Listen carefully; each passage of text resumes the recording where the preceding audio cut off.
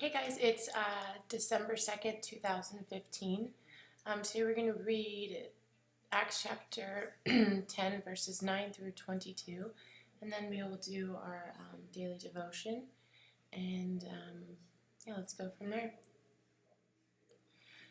So yesterday we read about, just to recap really quick, the Cornelius calls for Peter, and that was verses 1 through 8. So today we'll do verses 9 through 22.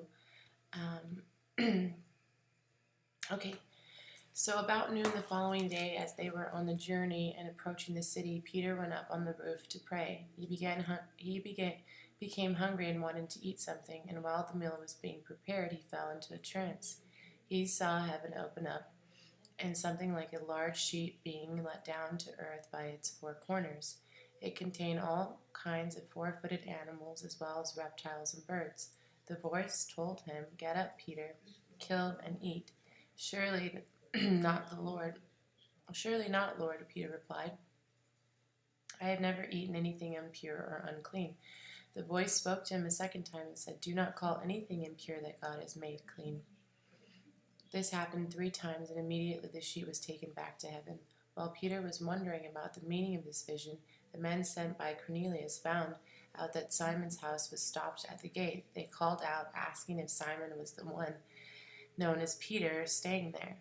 While Peter was still thinking about the vision, the Spirit said to him, "Simon, 3 men are looking for you, so get up and go downstairs. Don't hesitate to go with them, for I have sent them." Peter went downstairs to see the men.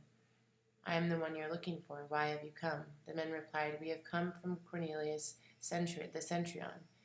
He is the righteous and God-fearing man who is respected by all Jewish people. A holy angel told him to ask you to come to his house so that he could hear what he has to say. What you have to say." Then Peter invited the men into the house to be guests.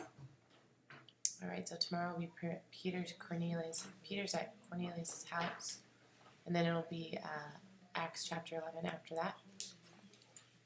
Okay, so daily devotion is called "What is Truth?" Reality is probably a better word for truth. When the testimony in the court of law is called truthful, we say that it is an accurate testimony, a trustworthy account. And yes, that's true.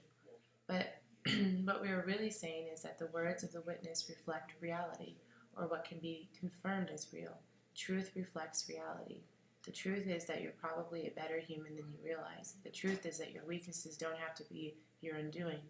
The truth is that also you'd probably like to have some of your past choices back and would love not to repeat them.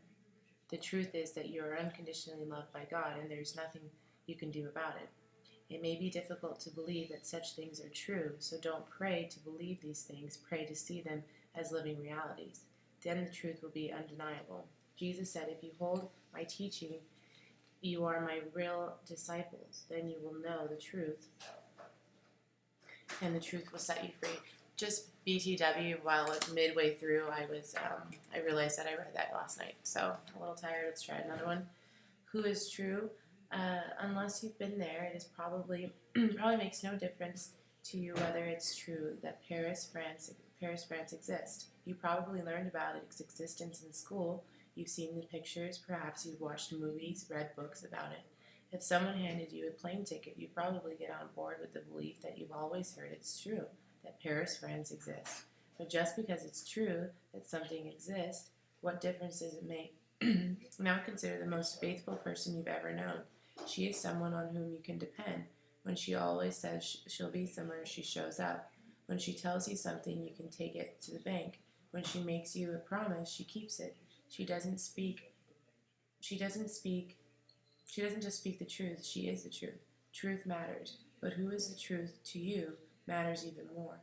Without faith, it is impossible to please God, because anyone who comes to him must believe that he exists and that he rewards those who are earnestly seeking him. That's Hebrews 11, verse 6. And then the other is life outside the cave. Filling the arms of your spouse around you after a fight, you and your friends laughing hysterically over a cup of coffee, seeing an unexpected check come in the mail to help you pay the bills, taking time off of work taking time after work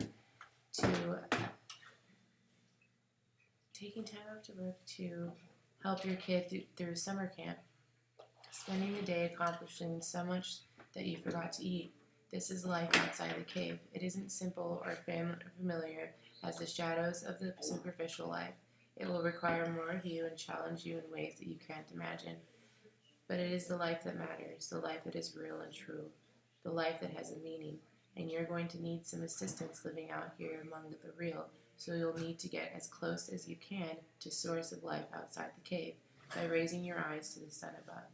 Jesus said, I am the light of the world. Whoever follows me, they will never walk in darkness, but will have life, everlasting life. That's John 8:12. We'll have a light. Okay. We will finish Acts chapter 10 tomorrow. Thanks so much for listening.